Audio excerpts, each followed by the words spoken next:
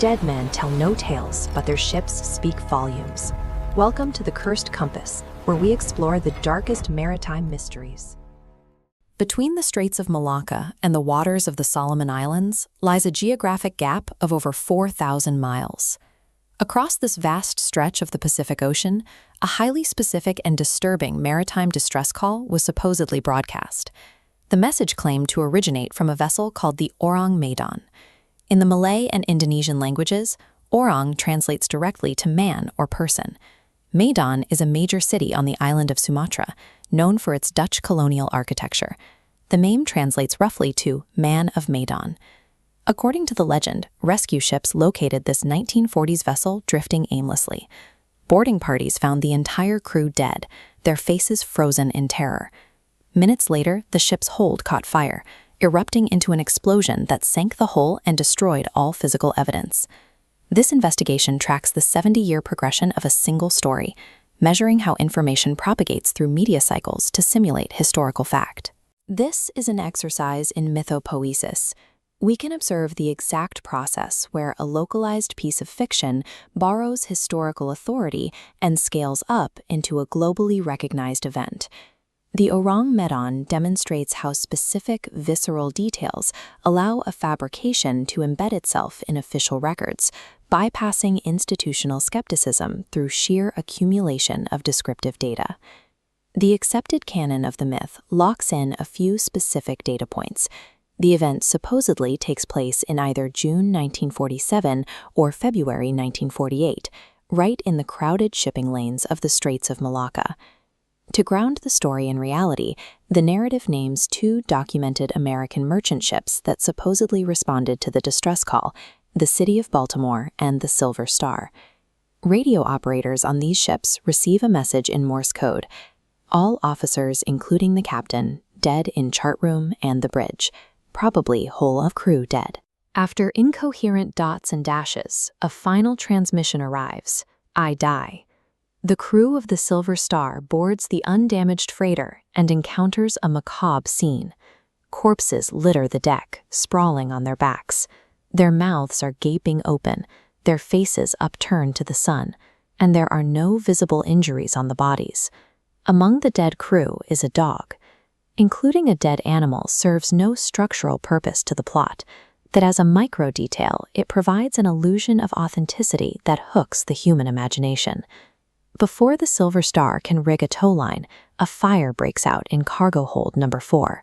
The boarding party is forced to evacuate immediately. From a safe distance, the rescuers watch helplessly as the massive freighter detonates and ultimately sinks deep into the Pacific Trench. This narrative structure creates a closed-loop urban legend. It provides sensory horror to capture attention, then utilizes a convenient explosion to remove the possibility of physical verification. Researchers often attempt to solve the mechanics of the event. This creates a rationalization trap, where applying technical hypotheses to a mystery retroactively validates the premise that the event actually occurred. One hypothesis involves unsecured hazardous cargo. This chart shows how smuggled potassium cyanide reacts with seawater, releasing a toxic gas that asphyxiates the crew. Secondary reactions with nitroglycerin trigger the sequence required to blow the ship apart. A second hypothesis proposes that the ship was secretly transporting Tabun, a lethal nerve gas originally stockpiled by the Japanese military during the war. Proponents of this theory suggest the U.S. military confiscated the gas and loaded it onto an unregistered foreign ship to avoid leaving a paper trail. A third theory suggests an undetected smoldering fire in the ship's boiler system caused a massive leak of carbon monoxide, suffocating the crew before the flames reached the cargo. By debating the precise chemical reactions of the sinking, researchers fell into a trap. Arguing about the method of destruction inadvertently validated the lie that the ship existed in the first place. This matrix maps a historiographical approach to the legend. By tracking the story backward from its finalized form in the 1950s, we can isolate where the narrative mutated to survive. Tracing the citations leads to October 1940. The earliest iteration of the story appears in Italy, in the newspaper Il Piccolo, written by a journalist named Silvio Scherli. The 1940 Italian origin story contains a massive geographic discrepancy. It places the ship thousands of miles away, south of the Solomon Islands. In this initial draft, the SOS message is completely different. It asks for a shortwave wireless get-touch doctor and makes no mention of the rescue ship, the Silver Star. The narrative goes dormant during the war, but resurfaces in 1948 in a Dutch-Indonesian newspaper called De Locomotief. The source material is still attributed to Silvio Shirley. By 1948, the story injects new data points. The SOS message is rewritten into its dramatic final form, and a sole survivor is invented, a German sailor washing up on an atoll in the Marshall Islands to whisper the cargo's secret before dying. But the Dutch newspaper printed a disclaimer at the end of their series in March 1948.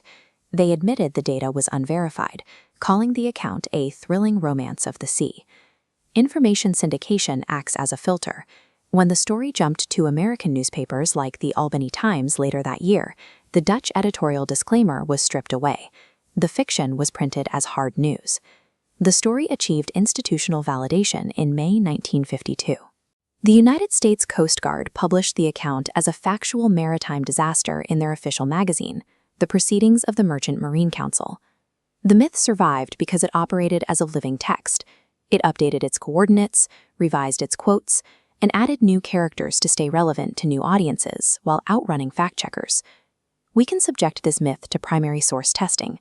By checking the physical, bureaucratic records of the shipping industry, we enter the archival void. A search through Lloyd's Register yields a definitive result.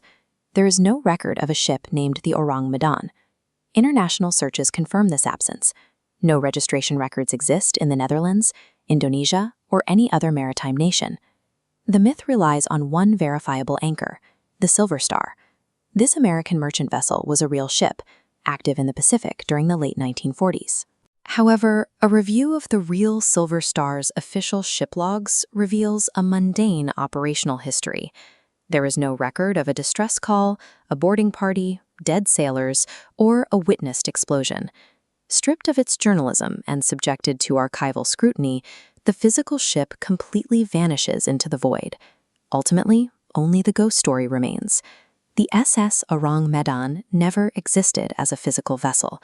The story was a manifestation of post-war geopolitical anxieties regarding covert military operations, nerve gas stockpiles, and the smuggling of hazardous materials. It relied on a specific information architecture, using viscerally descriptive details, dead dogs and frozen faces, to hook the imagination. A fictional explosion served as a defensive barrier, permanently insulating the narrative from physical investigation. The Ourang Medan exists as a phantom constructed from ink, post-war anxiety, and the media's demand for a compelling narrative.